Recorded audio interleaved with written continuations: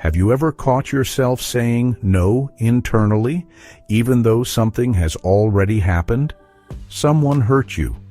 A relationship ended. A moment didn't go as planned. And even though it's already reality, you keep fighting. In your thoughts, in your feelings, in your whole body.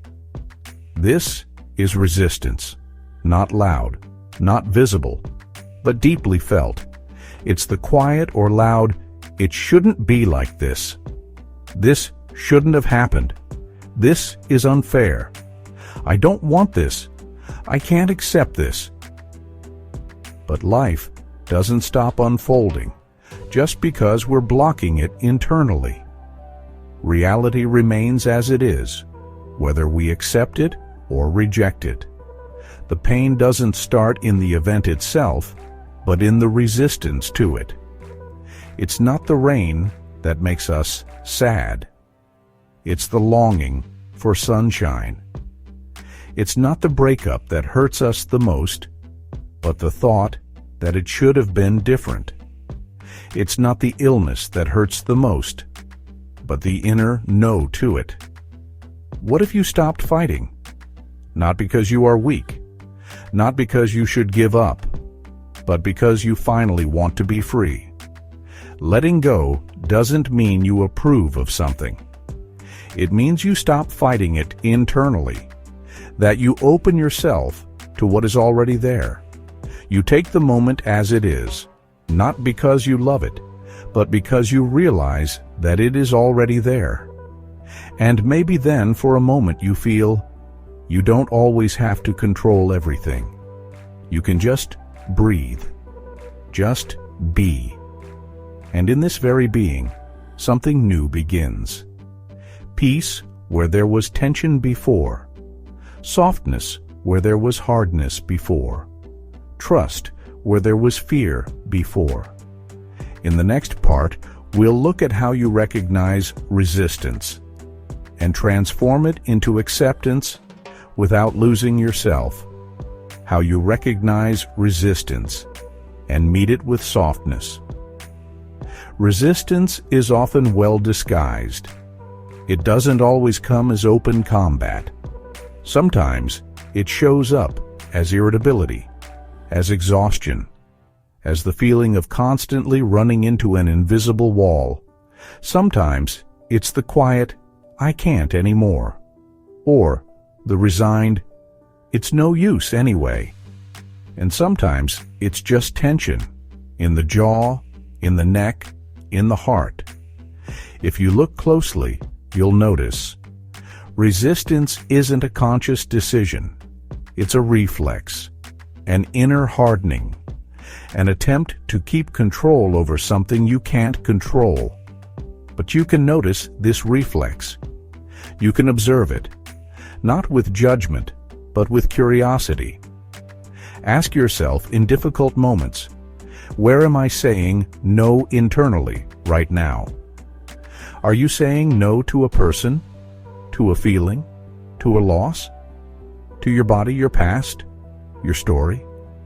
This question opens a space, and in this space, you can become still, not to change anything, but to acknowledge what is there, maybe even with compassion, not for what happened, but for yourself, because you tried so bravely to push it away. You don't have to let go of anything. You can just stop holding on. That's a subtle but profound difference. Letting go doesn't happen through pressure. It happens through permission. Maybe today, for the first time, you quietly say, "Yes, it is like this." Not because you're giving up, but because you stop fighting what is already there. And maybe in this yes, you feel a hint of relief. Maybe for the first time in a long time. Because when you let go of resistance, there is not emptiness. There is space. And this space belongs to you. A space where you can breathe. A space where you can be with everything that is. In the last part, we'll take the step into lived acceptance together, and how you can live courageously, softly, and connectedly from this attitude. Lived acceptance. How acceptance becomes inner strength. When you begin to no longer brace yourself against life, something unexpected happens. You don't become weaker, but stronger.